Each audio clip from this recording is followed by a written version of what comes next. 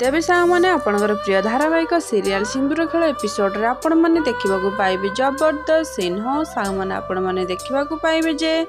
आज जो अंश किचन को आसी खाइबा तैयारी करुवे आते मेघा अंश को किचन देखी आश्चर्य कहे अंश तू पुणी रोसई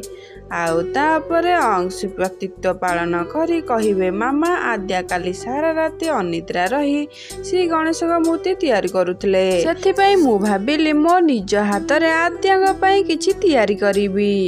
एबे अंश का कथा शुणी मेघा निज मातृत्व पर गर्व अनुभव करी खुशी होउथिबे आते बेले मेघा और अंश किछि पुराना कथा मन पड़ जिबारु से दुए हसुथिबे आउे मल्लिका एमिति किया हसुची बोली लुचिकी देखिकी कहिबे एबे मु जो चाल चलेबाकू जाउछि तापरे से आद्या आ काहाकू मुह देखेबाकू योग्य हबाकू रहिबनी। ते फ्रेंड्स आपण मानकू कोन लागुची आज आद्या को छोट करबा पई मल्लिका करिवे कि किछि नुआ प्लान जदि हां कमेंट रे एस बोली लिखंतु। आज रे वीडियोटी भल लागले लाइक शेयर सब्सक्राइब करंतु।